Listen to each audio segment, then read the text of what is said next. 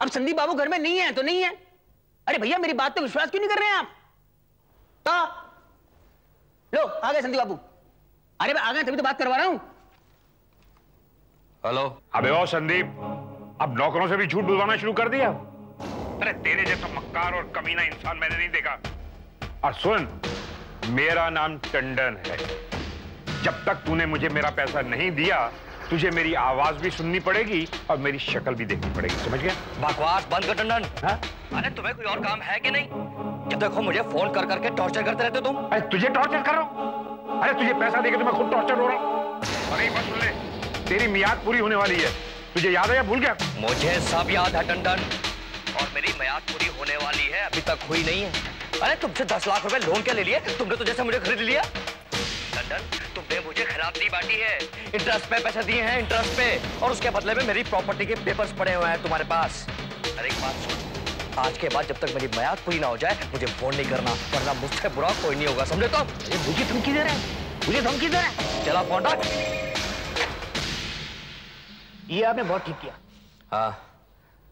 अरे तू यहाँ खड़ा मेरी शक्ल क्या देख रहा है? जा जाके मेरे लिए कॉफी लेके जा। अभी आई।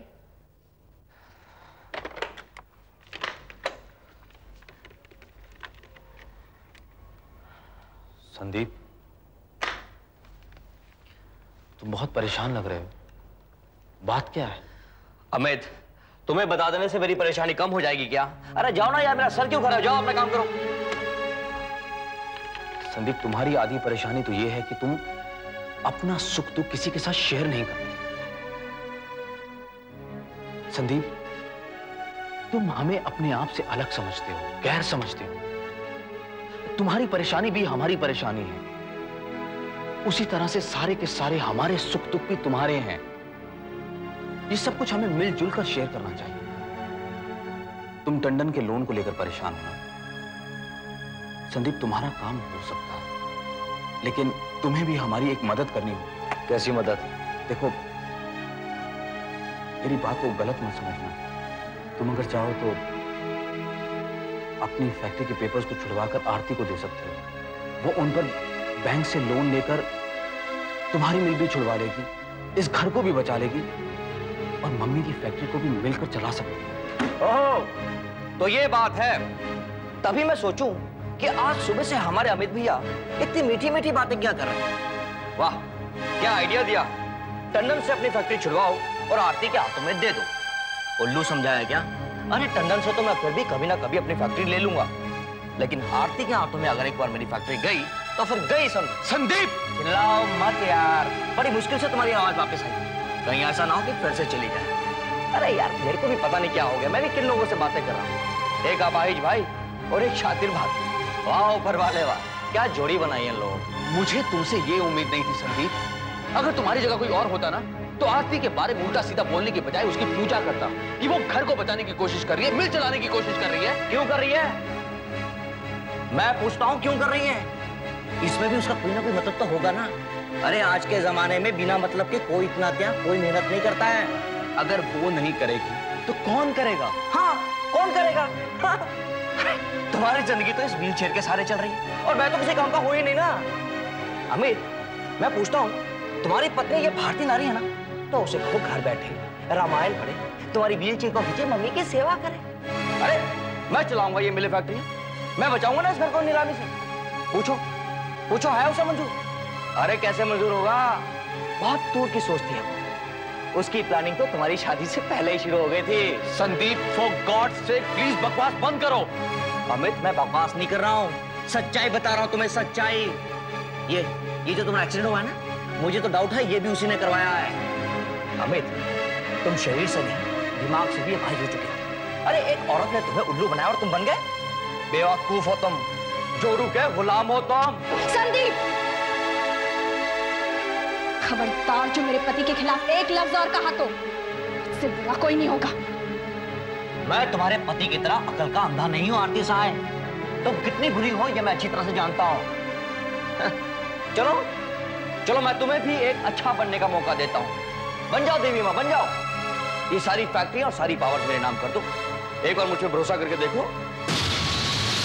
तुम पर भरोसा करके देखे नालायक, तुम पर तुझे इतना तक नहीं पता कि अपने भाई भाभी से बात कैसे करते हैं? तुमने जिंदगी भर शराब और घोड़ों के व्यापार के अलावा और कुछ नहीं देखा। तुम्हें हम अपना सारा कारोबार सौंप दें? मामा, अभी भी वक्त है, संभल जाओ तुम। इसने पहले उमा को घर से बाहर निकाला। मधु और रीतू भी इससे परेशान हैं। अगर मैं इस घर से चला गया ना तो तुम बिल्कुल अकेली रह जाओगी। और मामा, आखिर में अपना कौन ही काम आता है। ये लोग तुम्हारे नहीं, पैसे के रिश्तेदार हैं। निकल जाओ यहाँ से। Get out from here. Mummy please. नहीं मम्मी।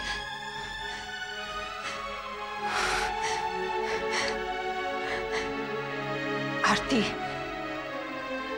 एक भी बच्चा ढंग का नहीं निकला। मेरी इस घर की कोई चिंता ही नहीं है। मम्मी, हैव फेथ, सब कुछ ठीक हो जाएगा। ये रहा हमारा पहला बड़ा क्लाइंट जिसके लिए हमें माल बनाना है, और ये रेट भी बहुत अच्छे दे रहा है। Good, that's good.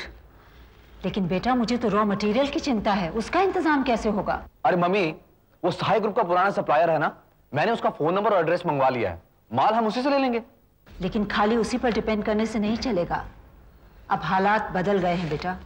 ये जरूरी नहीं कि जिस पर हम भरोसा करें वो हमारा साथ दे ही। आप ठीक करिए भाभी, मैं ऐसा करता हूं कि 3-4 सप्लायर की लिस्ट बना लेता हूं, उसके बाद उनसे कांटेक्ट करूंगा। कहीं ना कहीं तो काम हो ही जाएगा। और फिर बैंक ने हमें वर्किंग लोन दिया है, ये बात भी तो हमारी फेवर में है। ये तो अंदर किधर घुस रहा है? मेम साहब से बात करनी है। तेरा इधर कुछ काम नहीं, निकल चल। बात करने दीजिए। किधर तू? नहीं, तू यहाँ क्या कर रहा है? निकल बाहर यहाँ से। अरे समीर बाबू, इनको समझाइए मुझे। मेम साहब, तू निकल। मेम साहब। रघु, तुम यहाँ क्यों आए हो? आना तो नहीं चाहिए था, लेकिन माफी मांगना भी जरूरी था ना। बहुत ग्लानि हो रही थी, रात भर सो नहीं पाया मेम साहब। बस रघु, साफ साफ बताओ, तुम्हारी कौन सी नई चाल है ये? चाल तो बहुत चली मेम साहब, मैंने इस रघु यूनियन लीडर ने बहुत चाल चली, लेकिन इसके बदले मुझे क्या मिला? चारों तरफ से गालियां ही तो मिली। न मजदूर भाई खुश थे, न मैनेजमेंट।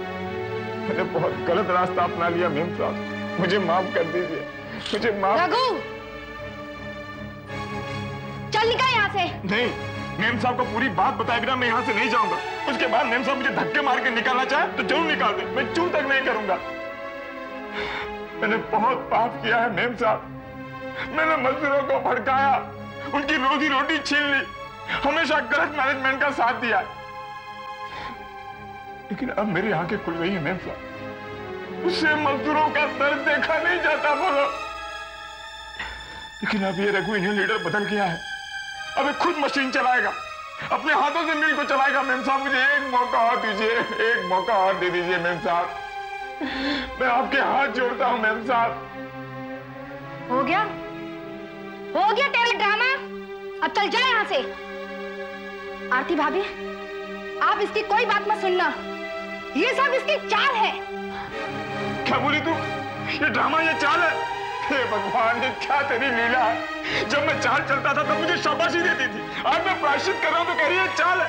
अरे पार्वती, तू तो मुझे पहचान, तू भी मुझे अपराधी और दोषी समझती है। मेरे साथ ऐसी नाइंसाफी मत कर। अगर तू मुझे गुनहगार समझती है तो ले जूते, मार मुझे, मार दे मुझे सजा, ऐसा मत कर। हमेशा जेल में अपराधियों को सुधरने का मौका मिलता है, मुझे मिलता मजदूरों की माँ है। मैं यही काम करूंगा, मैं नहीं जाऊंगा, मैं यही जीऊंगा, यही मरूंगा। अमित साहब, रघु, तुम्हारी इन बातों का हम पर कोई असर नहीं पड़ने वाला। सब जान चुके हैं तुम्हारी असलियत क्या है। चलो निकलो यहाँ से। मैं नहीं जाऊंगा, मैं यहाँ से नहीं जाऊंगा। अमित साहब, सुनील, समीर, इसे निकालो यहाँ से। मैं नहीं जाऊंगा। अमित साहब, इनको समझाइए, मैं कहाँ जाऊंगा? अमित साहब, अमित साहब, रघु, आरती, रघु को एक और मौका मिलना ही चाहिए। लेकिन अमित, ये जानता हूं, हमें इसकी पूरी कहानी पता है, लेकिन ये कहां का इंसाफ है कि एक इंसान को सुधरने का मौका ही ना दिया जाए। बेटा अमित, ये कभी नहीं सुधर सकता, इसकी बातों पे यकीन मत करो। ये अपने किए पर शर्मिंदा है अंकल, और प्रायश्चित करने वाला इंसान अपनी गलतियों को दोबारा नहीं दोहराता। लेकिन अमित, ये आदमी ऐसा नहीं है। इतनी जल्दबाजी में डिसीजन लेना ठीक नहीं है बेटा। भैया चाची ठीक कह रही है, बहुत ही कमीना आदमी है। हाँ साहब, ये मेरा पति जरूर है, लेकिन इस पे विश्वास नहीं किया जा सकता। एक मिनट, आज के बाद रघु की हर जिम्मेदारी मैं अपने सर पर लेता हूं। अमित साहब, आपका यह एहसान मैं कभी नहीं भूलूंगा अमित साहब, कभी नहीं भूलूंगा। रघु, तुम आज से काम पर वापस आ जाओ।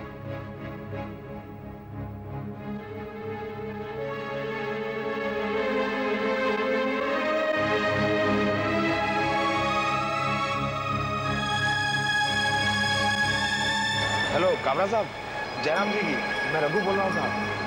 सहाय कॉटन मिल में मेरी एंट्री हो गई है साहब। हाँ साहब, ये आरती सहाय तो बहुत तेज है, मुझे घुसने ही नहीं दे रही थी। वो तो अमित मेरी बातों में आ गया, वरना ऐसे आपको सलाह देता हूँ साहब, जरा आरती से समझ के रहना। शाबाश रघु, लेकिन जरा होशियार रहे। ठीक है साहब, जयराम जी की।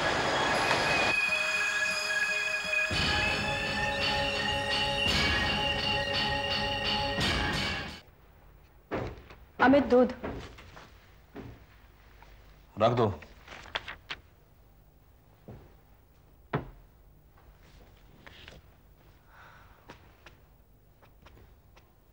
अमित, आज मैंने ऑफिस में कुछ नहीं बोला, लेकिन गलती तो तुमने की है। वही उस रघु को काम पर रख, गलत है ना? गलत, सब कुछ गलत है। सारे के सारे अकाउंट्स ही गलत हैं। जहां डेबिट करना चाहिए था वहां क्रेडिट कर रखा है, जहां क्रेडिट करना चाहिए था वहां डेबिट कर रखा है। कार्ड, सब कुछ गलत। हाँ, तुम कुछ कह रही थी? वही गलती की बात।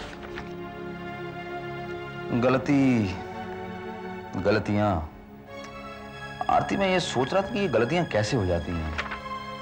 मम्मी को देखो ना, जिद पकड़ रखी है मिलके सारे अकाउंट्स देखने की, और नतीजा?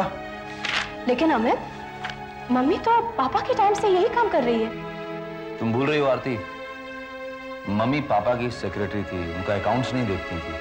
कहीं भी कुछ टैली नहीं हो रहा है, कहीं लाखों का फर्क है, कहीं हजारों का फर्क है। और सुनील, माय गॉड, सब कुछ गलत। Look at this order book, look at this. अरे सुनील तो बहुत मेहनत करता है, कितनी भागदौड़ करता है वो। जानता हूं, लेकिन कैलिबर भी तो होना चाहिए। सिर्फ नोट कर लिया बस, कोई फॉलो अप नहीं करेगा क्या? बायर्स को फोन कौन करेगा? और सक्सेना अंकल, आप सक्सेना अंकल की बात मत करो, ही इज तो बहुत अच्छे इंसान हैं, बहुत अच्छे एडवोकेट हैं, लेकिन एडमिनिस्ट्रेशन संभालना उनकी बस की बात नहीं है। सब कुछ गलत करते हैं वो।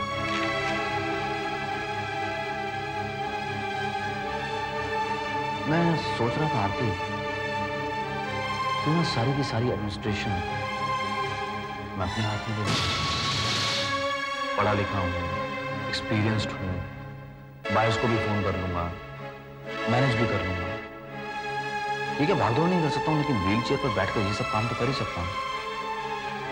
और जहां कहीं अगर कुछ गलती होगी, तुम तो हो। आरती, तुम्हारी क्या राय है? हाँ? तुम्हारी क्या राय है? ये सब तो ठीक है अमित, लेकिन ऐसे अचानक सोच लो, इन सबको बुरा लग सकता है। आरती, मैं जानता हूं कि मैं क्या कर रहा हूं। I know what I'm doing. हाँ, वो तुम रघु के बारे में कुछ बात कर रही थी। यही कि रघु को रख के शायद हमने बहुत बड़ी गलती की है। मैंने कहा ना आरती, आज के बाद administration is my problem. Raghu and administration on is my problem, you don't have to worry. By the way, आज एक गलती तुमने भी की है। वो क्या? दूध लाई हो, दवा नहीं लाई। ओह, मैं अभी लेकर आती हूँ।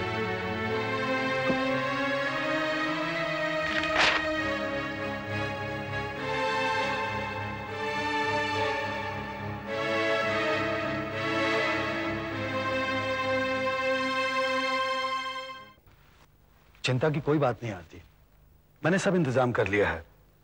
नीलामी के ऊपर स्टे ऑर्डर हम कभी भी ले सकते हैं।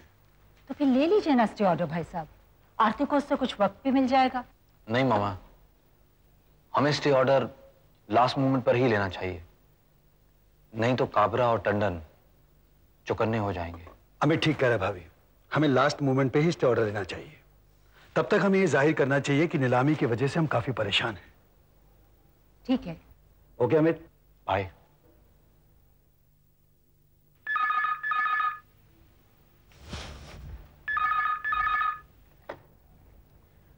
हेलो जी, आप कौन बोल रहे हैं?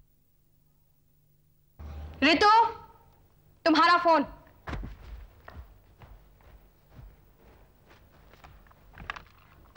हेलो, हाँ मदन लाल जी बोलिए।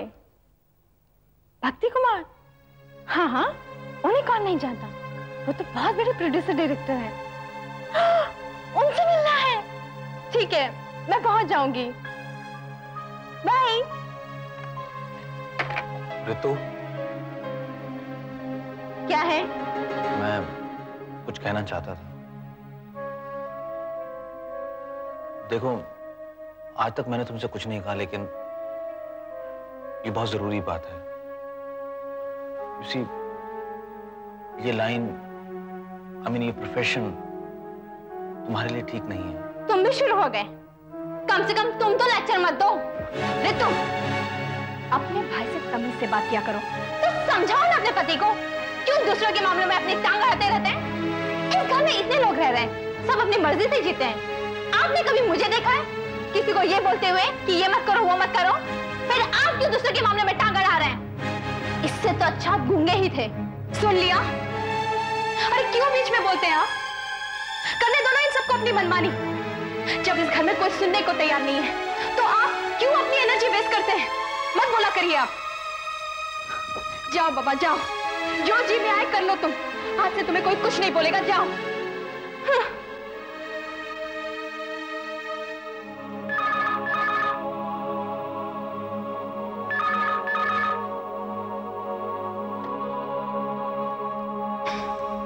हेलो भाभी, मैं समीर बोल रहा हूँ। हाँ बोलो समीर। यहाँ मिल में प्रॉब्लम हो गई है भाभी।